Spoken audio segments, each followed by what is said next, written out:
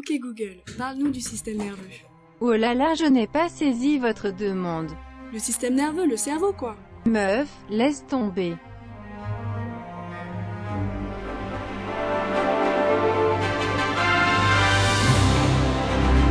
Eh, ne t'inquiète pas, la team Anat et moi-même allons t'aider.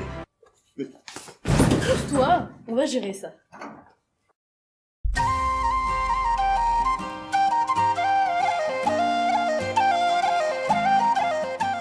Le système nerveux central se compose de l'encéphale et de la moelle spinale. L'encéphale est lui-même composé du cerveau, du tronc cérébral et du cervelet. Aujourd'hui, nous allons nous intéresser au cervelet. Celui-ci est composé de 3 lobes fonctionnels, l'archéocervelet, le paléocervelet et le néocervelet. Commençons par l'archéocervelet. Il correspond à la voie vestibulo-cérébelleuse et contrôle l'équilibration.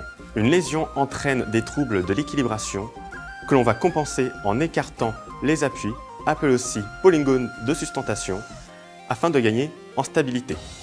Le point de départ est sensoriel, c'est l'oreille interne, plus précisément l'utricule et le sacule, qui donnent des informations de l'équilibration. Le premier neurone rejoint le noyau vestibulaire qui se trouve dans le tronc cérébral. Puis l'information rejoint le cortex de l'archéocervelet. Celui-ci est composé de substances grises et il y aura donc intégration de l'information afin de déterminer si elle doit aller plus loin ou non.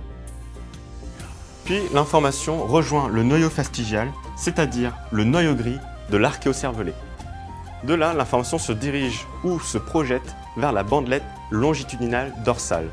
Pour cela, elle va emprunter 2 chemins, soit directement du noyau fastigial vers la bandelette, ou bien elle va d'abord aller vers le noyau vestibulaire pour ensuite rejoindre la bandelette.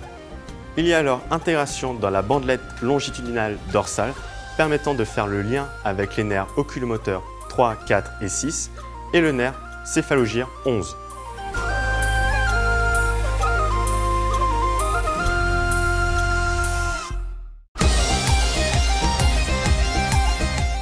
Maintenant, on va s'intéresser du coup au paléocervelet et au trajet de son information. Donc le paléocervelet, c'est tout ce qui concerne les voies spinocérébelleuses. Et c'est tout ce qui a trait du coup à la posture.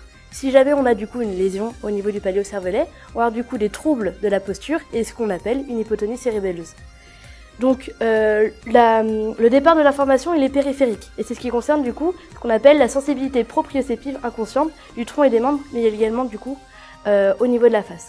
On va avoir du coup l'information qui part du coup de la périphérie et qui va remonter pour être intégrée au niveau du cortex, du paléocortex. Elle va ensuite passer au niveau des noyaux gris, donc le noyau globuleux et le noyau emboliforme du paléocervelet. À partir de là, l'information, elle a plusieurs possibilités. Donc de là, elle peut soit rejoindre la substance réticulée, ou alors l'olive bulbaire. C'est pas les seules modalités. Elle peut également du coup rejoindre la moelle spinale, et ça se produit du coup dans une régulation réflexe. Ça se produit en cas d'urgence. Elle peut également remonter vers du coup le noyau rouge pour aller vers le diencéphale quand l'information a besoin d'être intégrée à un niveau supérieur.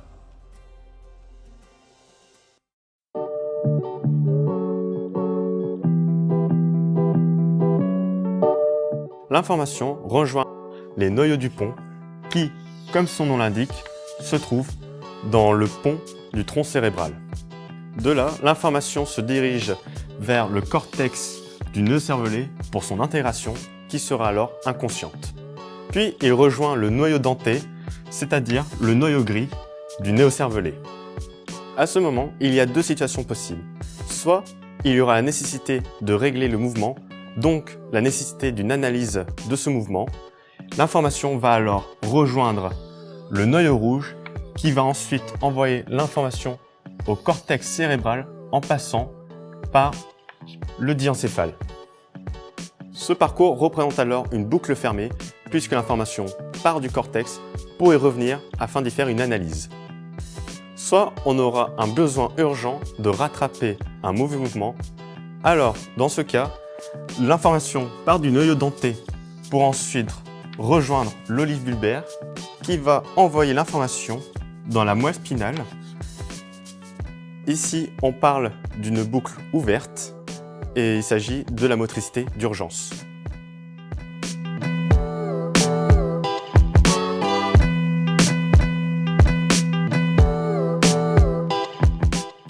Lorsque cette voie cortico-cérébelleuse est lésée, on assiste à des troubles de la coordination motrice avec différents cas cliniques, tels que l'adiadococinésie, qui est l'impossibilité de faire un geste des deux mains simultanément, la synergie, qui est une mauvaise régulation du geste dans le temps,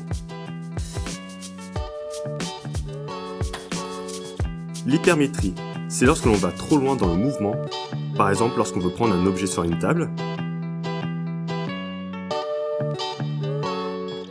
et la dysarthrie cérébelleuse, qui sont des difficultés pour articuler et faire des mouvements précis avec la bouche. Je viens vous voir parce que j'ai vraiment du mal à articuler.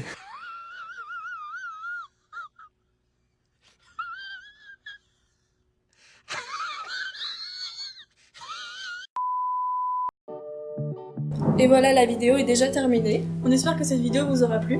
Et on se retrouve bientôt pour de nouvelles aventures. Je n'ai toujours pas saisi votre demande.